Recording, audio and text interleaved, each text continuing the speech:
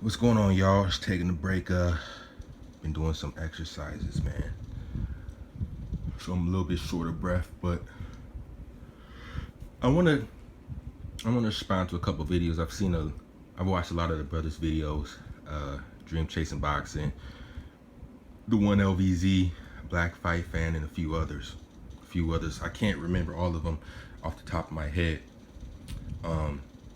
About Rigondeaux and his prospects and so on and so forth. So this is basically my point of view.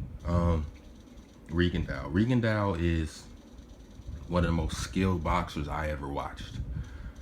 Point blank period. And if you listen to a lot of the quote unquote experts, not the haters at HBO, hating blacks overwhelmingly, not them. But just a lot of the people that have been around the fight game for a long time. I think Teddy Atlas has touched on it and touched on Rigondeaux and a few others. And basically the primary theme that you come away with after hearing these guys is that this guy's the real deal. I mean, he's an excellent counterpuncher. He's very strong. He knows how to control distance, control timing, and rhythm. And a lot of times boxing fans, and I'm not even talking about casuals right now, just boxing fans in general, sometimes we can forget about those things, right? We get all into the technique and this and that, but a lot of fighters have had great technique, but it doesn't matter how proper your punching form is if you can't land it at the right time, if the distance isn't correct enough, if you're at the perfect distance where you can land that punch. And if you're not able to throw off your opponent's rhythm and be able to hit them on those offbeats, then none of that matters, right? But in regards to Rigondeaux is, to me, he's the most avoided fighter in boxing, and it's not even close. Now, when it comes to Lomachenko, a lot of people talk about Rigondeaux's weight, right? And that's true. That is somewhat of an issue when you consider the fact that this dude has come into fights at like 121, not even 122. But I think that I don't want to, it's not a game. I don't want to play into the narrative too much that weight would, that weight difference would be too much for him, because I don't think it would be. I don't. I think that if you look at Rigondeaux, the dude has brutal strength, man. I mean, brutal strength. I'm talking about natural strength too, right? Natural strength. I mean, he breaks jaws, he breaks faces. I mean, and one thing about Rigondeaux is that, and this is kind of a positive and a negative, because you have to look at the opposite side of things and how things counteract. Rigondeaux, he likes to use that paw wing jab, right? He doesn't really throw the jab much. He uses it to control distance, and he uses it as a timing mechanism. And basically, what he does is he uses that paw wing jab in order to set up, the straight left, or the left hook. He's constantly throwing power punches, and this has worked for him. But at the same time, oftentimes he's not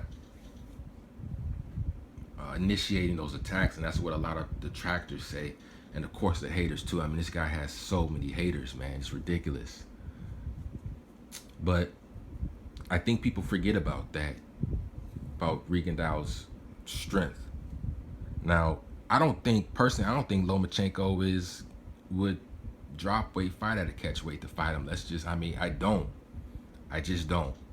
I do think that Rigondeaux would go up. Now, he has made some questionable decisions, not signing with Heyman, in the past. But you know what? That was him. That was his business decision. I wasn't there. But he's done some things that I've kind of been curious about. But I don't think Lomachenko has anything to gain going down. I don't. I really don't. I don't think that he could get anything from this fight from the point of view of his team. Now, would Lomachenko go down and fight Rigondeaux? Maybe. I think you know I haven't listened to the guy too much, so I don't know. I haven't really gotten a read on him and his character, courage, so on and so forth. But in regards to his team, Bob Arum and them, nada, nada. Now, let's say Rigondeaux did take this fight. One thing about Rigondeaux is he's one of those. He came out of the Cuban school, man, and he's Haitian. Now, a lot of people, anybody who's ever been to the Dominican Republic, now people work hard in every culture, but if you ever been to the Dominican Republic, ever been to Haiti, man, people like the racists and people who don't know anything, ignorant people like to talk shit about Haitians. Haitians are some of the biggest hustlers. And when I say hustlers, I'm not talking about crime. I'm talking about getting it how you live. They are some of the toughest, most hard working people I've ever seen in my life. And some of the smartest too, most educated. That's why a lot of them got deported from the DR. But I digress. Rigondeaux, he's blue collar, as blue collar as it comes, man. And this dude trains every day. I mean, he's talked about it multiple times, and I believe him. And he's a naturally small guy, but one thing I do think is that I think he burns a lot of calories. Now, if Rigondeaux could train with, get into contact with Floyd Mayweather's old strength and conditioning coach, I forgot his name, I think that could do wonders, man. I mean, he's already kind of old, right? I think he's 34, 30, 35, something like that. So, I mean, I don't know if I see him getting even up to 130.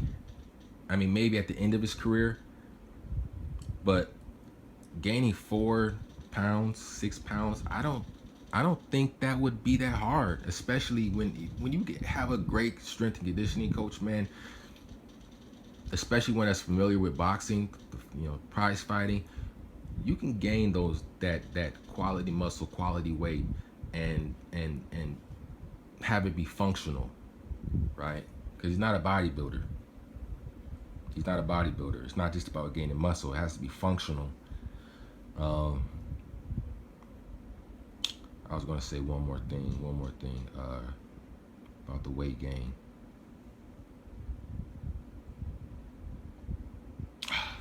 I'll leave it for another video. But yeah, I mean, if he just changes up his routine a little bit, I mean, I think that he could really move up in weight and start getting more money. Oh, okay, yeah. This guy Rigondeaux, he's fought a lot of amateur fights. So he has some miles there. But in regards to pro fights, I mean, he hasn't had as many as a lot of people. Now, I mean, if you look at the one running back, Marcus, I don't know why I'm having all these brain clarks. The brother that played for the Marcus Allen. I mean, for how long was he playing in the league? He played for a long time, right? Now follow me here. For years, he played behind Bo Jackson as a fullback, and at times didn't get that much playing time whatsoever.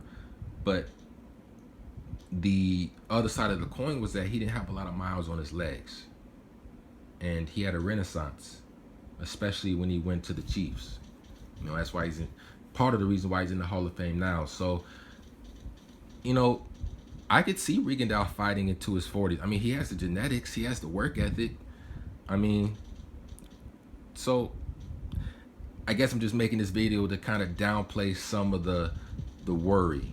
I'm not very worried about Rigondeaux when it comes to the weight issue or the age issue and things, or strength or anything like that, man. So those are my thoughts, man. It's General Africa. I'm out.